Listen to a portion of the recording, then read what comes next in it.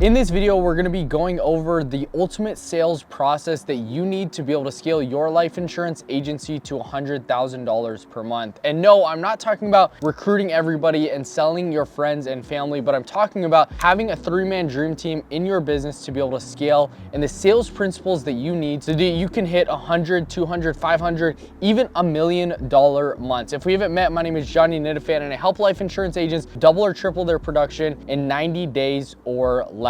And I have a life insurance agency right now as well that I'm scaling and sharing my lessons as well. What we're going to be talking about in today's video is going over the sales principles that you need to master so you can grow your agency, what you need to implement as a sales manager in the business, mastering the script, how do you ramp up agents and onboard them well, the calling cadence that you need, the tools that you need, the activity that these agents need to have, and also pipeline management so you can effectively work leads and close the most deals as possible. So let's just start with the sales principles that you need to know. So number one is one of the most simple, but one of the hardest things to implement in your business, but it's calling your leads within 5 minutes. It's so important because speed to lead is so important. When that person fills out the form, they have their phone right there on their hand. So it's important to be able to call them and be able to go over the options that they might qualify for or get a quote or whatever it is in your sales process. Now, number two is one call closing as much as possible rather than setting appointments. So a few things is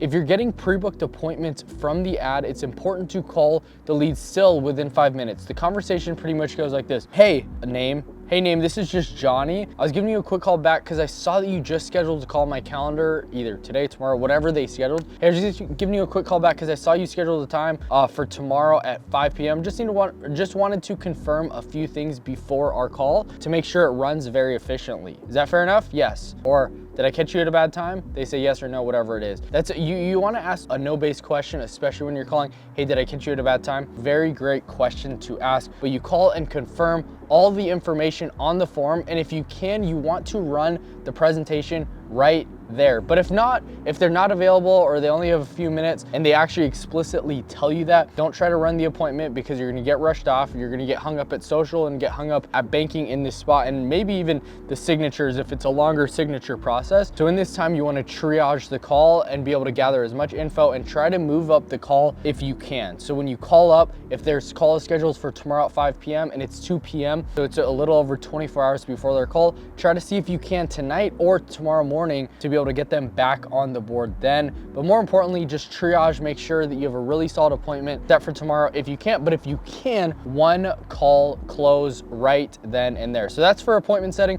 If you're just calling the lead that hasn't booked a call, hey, this is just Johnny. I was giving you a quick call back in regards to the request you sent in on Facebook for the new state regulated life insurance programs. You listed Arizona as the state you live in. Is that right? Awesome. And you listed your beneficiary as your wife. Is that right? Okay, great. Were you looking for anything specific or just wanting to go over all your options? Boom, you're opening up the conversation. And so I actually have a video that goes over the 100K a month sales script. It's a different video on this channel. Definitely go check that out because I'm not going to go word for word in this video, but it's super important to be able to know and understand, and that's a proven framework. And it also, if you just want the PDF version to be able to make a copy for yourself, just DM me on Instagram the word script and I'll actually send that over as well. And I might have a few other resources as well. So as far as the sales process goes, you call them up within 5 minutes. If they don't answer, you want to call again and call again. Triple dialing is the move, and you want to make sure you do that, especially with new leads. If you can, there's Zapier automations that you can use with Kixi, with Wave, whatever dialers that you use to be able to call these people right away if you're power dialing. That's important because if you're on a power list and you have a Zapier automation or some type of automation to be able to send to your list, it'll call it automatically right away. Another one that's really cool is, I haven't actually used this myself, but one thing I've heard is having a high level automation that once a lead comes in, it'll call you and it'll actually start calling the client once it calls you. So all you got to do is answer, you click a button and it actually starts calling the client. This is really important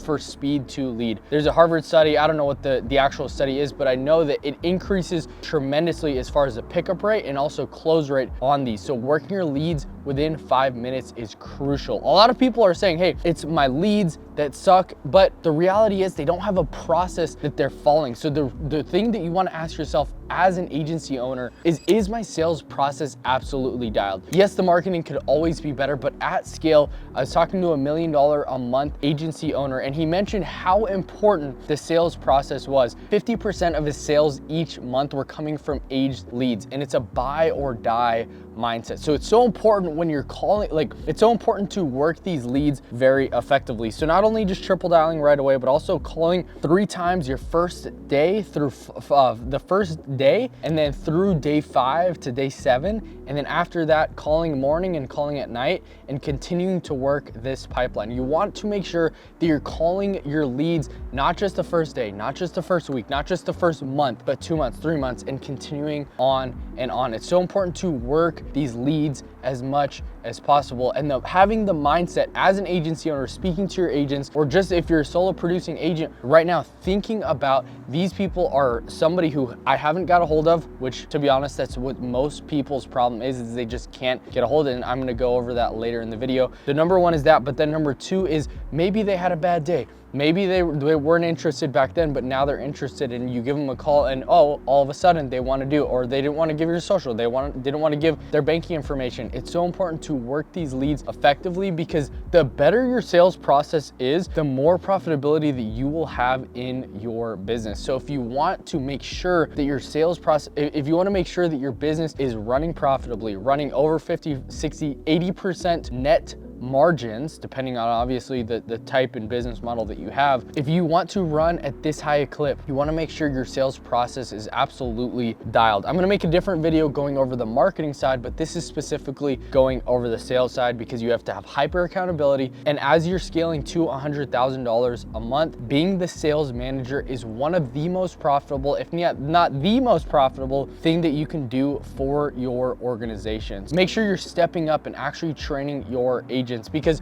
a lot of agents, especially if you're a solo producer right now and you're stuck at 50, 60, 70,000 a month, and maybe you just capped out and you haven't, and it feels like there's a glass ceiling at the 100K a month level. I want to encourage and implore you to make sure that you as a sales manager are dialed in. You have the farmer mentality rather than the hunter mentality. And you want to continue that on and have that go out and kill today, because that's the way you keep on the lights. But you have to make sure that you are nurturing, that you are inspiring, that you are pouring into the agents, because that is the way that you will escape the sales calendar. That's the way that you're not having to triple dial your leads for the next 3, 5, 10, 20 years. I was talking to my father-in-law earlier today, which he actually grew and scaled and actually sold and exited his insurance agency for multi-millions of dollars. And the thing that he said, and one of the mistakes that he made, was that he actually got hired. He actually got burnt out. He probably could have exited for a lot more than he did, because he didn't replace himself. So the process of replacing yourself in the sales aspect is not easy, but is one that if you can remove yourself, you will truly unlock freedom. Now, another thing, as far as ramping up agents and making sure your new agents are onboarded correctly, one of the things that we started implementing in my coaching business, but then also into our agency, is making sure they do a 10 by 10 rule. Pretty much what that means is we give them the script and we break it down into 5 separate parts: the intro, the medical questions, the why section, the presenting prices, and the close, right? Say for example, so the 5 different parts, we make sure, okay, the 10 by 10 rule is you read each part 10 different times by yourself, and then what you do after that is you read the whole script 10 times, and again, out loud. This is so important when you're training agents, to make sure that they're saying it out loud so they get used to asking the questions. Because there's a weird thing, and you probably remember, and you might not, depending on how long ago that was, but there's times that it feels weird asking the questions. It feels weird at saying it out loud and there not being somebody else on the line, but it's way better to practice. It's way better to learn for free rather than get paid leads. You're on calls and you're burning through because you just make the mistakes and are not able to convert the sales. And so as an agency owner, you want to make sure you're calling within 5 minutes. You want to make sure that you're practicing this 10 by 10 rule right away. Another thing that we do to be able to get the agent more bought in, and this is a whole different video as far as onboarding and ramping up agents, but one thing we do specifically on the sales side is as a homework assignment for them, is to make sure that they send a call recording into our Slack chat. That's that's one thing that's been really helpful, so I can listen and understand and critique and be able to see, okay, did you actually do the 10 by 10 homework assignment? And then right after that, make a recording. It's probably gonna be between 10 to 20 minutes of them reading the whole script so I can give them real live feedback. Then what I do after that is I have them schedule an onboarding call with me, and I'm able to role play with them. I'm able to critique them. I'm able to give them feedback. I'm able to listen through, okay, this part sounded a little iffy. Let's talk through that. Let's role play. Okay, again, let me listen to you. Okay, I would tweak this a little bit, say it a little bit slower. Okay, again, okay, curious tone. Okay, again. All right, again, and make him say it back and train and develop. So that's another thing as far as ramping agents on.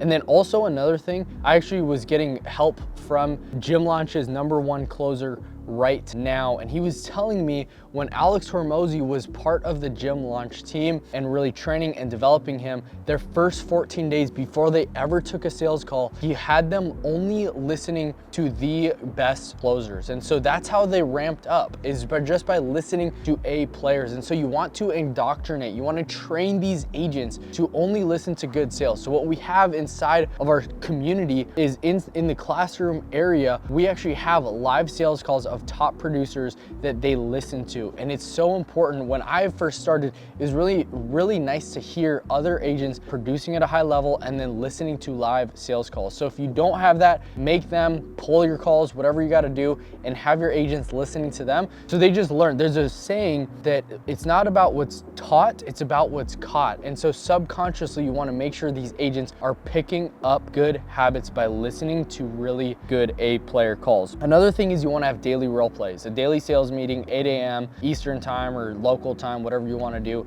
But having a daily sales meeting with the sales manager, however that looks, because it's really good to just get it out, practice, role play, hold them accountable. Also doing call reviews. One thing that we do is we'll pull agents' calls and listen to them and spot check them and pull them into a breakout room on Zoom or give them feedback or whatever we got to do, but give them feedback on the live, the call reviews. And so one of the things that's really helpful is when you're doing call reviews as a team is not just pulling calls that are bad, but also doing calls that are good. You don't always want to, it's like if you're a parent, I'm not a parent by any means, but if it's like if you're only telling that your kids what's wrong with them or what they need to improve on, rather than praising the things that are good. And so that's another thing that we've implemented on call reviews, is by having really good calls reviewed, but then also listening to calls that we can just absolutely obliterate. Another thing that we do on the call reviews is we have the agent specifically share about what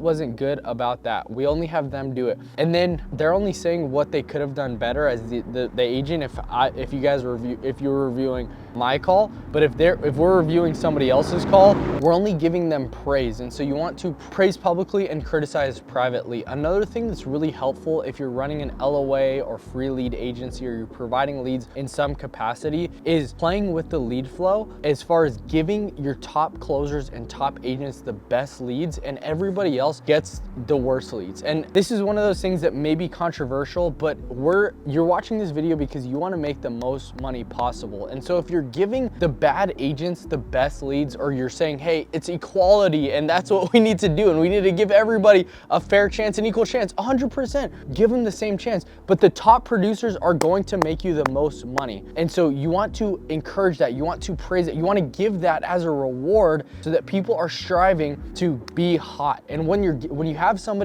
have an agent that's on a hot streak, make sure you continue to feed them, whether you send live transfers to them, whether they're booked appointments, literally whatever the hottest lead is, that person should be closing, because that person will make you way more money as a business owner. And you're not just a sales agent that's like all about equality and all about, hey, it's just sunshine and rainbows and let's just be giving and caring and we're a family. No, this is a business and we're here to make money. So don't be afraid to do that, because it's way better to retain the best people and have maybe 3, 4, 5, 10 killers than 100 agents that are just mediocre. And here's the thing, if you don't praise and give the best leads to the best agents, they're going to leave because they're going to want better leads, and they're going to know their worth. So just make sure you give them the best leads. It's been really helpful, and it'll make the newer agents dialed in a lot more, because they have to hit certain KPIs, and if they don't hit them, they're cut, right? So don't be afraid to fire, don't be afraid to disqualify, don't be afraid to get rid of somebody who you don't think is going to work out, because it's very rare a C or D player becomes even a B plus player, an A player. It's very rare that actually happens. So when an A player, you'll be able to spot right away. They'll make sales within their first week or two, and develop and train and coach them. And also, like, these producers, as a sales manager, you want to pour in, you want to give conviction to them. I had a top producer or top agents inside our agency reach out because he was on a cold streak for some reason, right? And that's just what happens sometimes. And one thing that I really respect and admire about him is that he reached out privately on a Saturday and was like, hey, can you listen to this call? You want to have top producers that are coachable, that are humble, that are willing to make the culture better. And I really respect and admire that. But it's not just because you're selling 40, 50, 60K a month doesn't mean you need sales. Doesn't mean you can just skip call reviews. It's really important that as a sales manager, you're listening to your own calls, reviewing, role playing. Also, another thing is giving them feedback while they're on the call. It's been really helpful as far as activating new agents to get them on Zoom, listen to their calls, and then also give them live feedback when they're actually on the phone. There's different tools and resources that actually, when you're on the call, you can whisper to them, you can give coaching on that as well, but it's really helping them activate and then breaking bad habits quickly and pulling calls and so on and so forth. And so that's really mastering the script, ramping, onboarding, culture a little bit as well. If you guys want a video on building culture and building incentives and so on and so forth, drop in the comments down below. More than happy to do that. I want to let you know about the Inner Circle program that we have that I actually coach you one-to-one, and you're able to get one-to-one sales feedback. I go in and actually coach your team and help you develop a process and literally implement my acquisition system, help you build out your 3-man dream team so you can hit 100K months. Because how much longer are you going to stay stuck not hitting $100,000 a month? Or even worse, how much longer are you going to struggle not hitting those and stay stuck taking the sales calls? So if you want my personal help to be able to help you grow and scale your agency, to go from a solo producer or a small agency to actually scaling it to a predictable and consistent override, click the link in the description. There's a video. It'll take you and give you all the information that you need to be able to join, or DM me the word grow on Instagram, and I'll be more than happy to get you more information. But let's talk about calling cadence. So as far as the calling cadence, making sure you're calling your leads within 5 minutes, triple dialing 3 different times, your first day through the 5th day, and having a buy or die mindset. This is so crucial and so important to make sure that if this person continues to not pick up or not buy for whatever reason, that you make sure these people get the coverage that they were looking for. And then also, when you're triple dialing, making sure that you have a 3-line dialer when you're calling using Wave or Kixie, whatever it is, to get the most out of the activity. Now let's talk about the daily activity that you need as a life insurance owner and what your agents need to be hitting on a day-to-day basis. When you're doing telesales, 300 to 500 dials per day minimum. This is not a non-negotiable, but more importantly, this is not the actual metric that I make sure to look at. The thing that I want to look at is the 5 presentations per day. This is the golden number. This is the sweet spot. If you get your agents to doing 5 presentations per day, that means they're having really solid talk time. They don't even have to do technically 300 dials per day to be able to hit this, but that just shows to me as a sales manager that this person is willing to do the work. This person is a dog. This person is worthy of me actually investing in coaching them and developing them in their ability. So making sure 5 presentations per day, non-negotiable. Make sure they're hitting this number. If they're not hitting this number,